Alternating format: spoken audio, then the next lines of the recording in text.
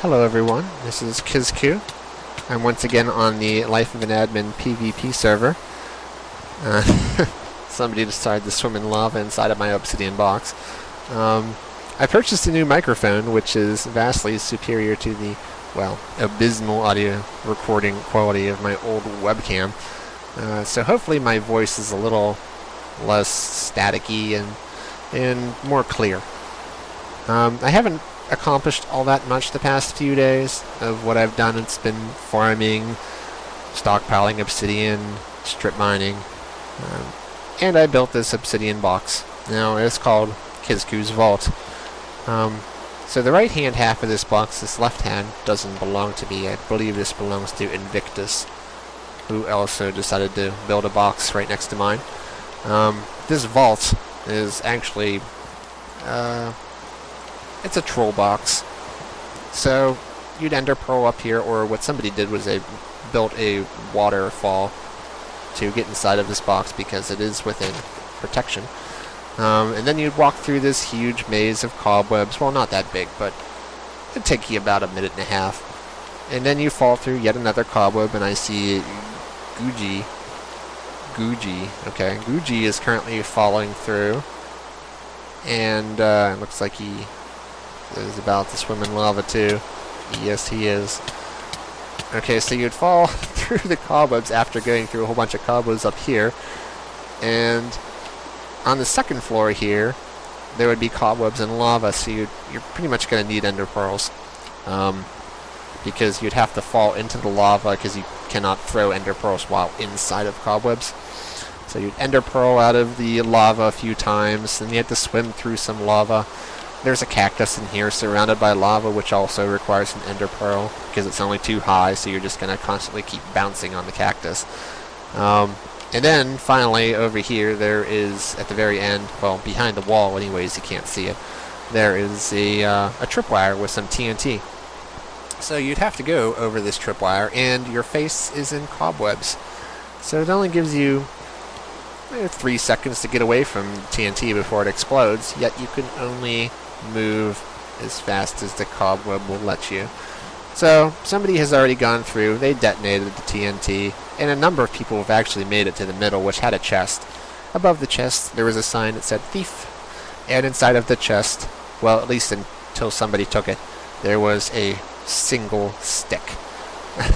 Now that's a throwback to Vex super hostile map, so it's pretty much a troll box. Yeah, it's a troll box. So, and a lot of people still keep going through it just because, well, curiosity killed the cat. Alright, so while I was near spawn, I decided I'd make a quick detour over to the ender chest to show you my other assets. Alright, so if I head on over here, I don't have much of value at the moment, simply because I haven't been stockpiling much of value, I suppose, or creating anything of value. I've been mostly trying to set up a base. As you can see, I got a couple old picks that I'll be merging on an anvil, some armor that isn't enchanted yet. The sword is pretty decent, I think, simply because I can merge this with a sharp 5 and unbreaking 3 to get the kind of PvP sword that I like. And by that I mean, when I'm attacking someone, I usually have the initiative because I stalk people and I'll sneak up on them. And by having sharp 5 without knockback, that means that you can get more successive blows in on them if you do surprise them, and you keep your initiative. If you knock them back, that gives your opponent time to react, while if you hit them successively with a short-range sword, that means that you're going to get more blows that actually cause more damage before they can react. So that's, in my opinion, why I prefer the sword not to have knockback too. And as you saw, the rest was junk. Aw. Okay, welcome back to the base. For today's project, I'm going to be raising the proximity walls to these cave spider spawners by 5 blocks. So, 1, 2, 3, 4, 5. If you see the top of that mine shaft right there, that will be the height in which I will have the floor, which will house my new base, which will be in the ceiling. So after I've done that, I can simply move my possessions right here into the ceiling, and then I can run the redstone lighting around the walls to be able to turn off the spawners if I so desired. Down below, you can see I decided to make use of the area while I wasn't using it by building a makeshift farm, so I'm collecting a lot of reeds and some nether warts. How I'm decided to do the cave spider XP grinder is not give them drop damage. I've decided against that because it's too unpredictable, too imprecise. So I'm going to have them fall into water. The water will be pushing them into a spider elevator. The spider elevator will take them up into a chamber of some sort, which will be dividable. And then, when I wish to grind them, I'll flick the switch and the door will close behind them. They'll be suffocated down to one-hit kills, and I can simply come down here and collect the EXP. So here we are in outer space. I've decided to take a quick cul-de-sac into a creative world. I just wanted to demonstrate something which some of you may be aware of, but is still rather peculiar. So I'm just going to set my game mode to 0, so I can take damage, and I'm going to take a fall into the sun. La la la, just fall into my death. Oh. Well, look at that. A strategically placed water source block broke my fall. Note I didn't take any damage, and neither do mobs. I've noticed this happens even if falling into the 7th stream block from a source. So, back to the server, and we'll go fast forward.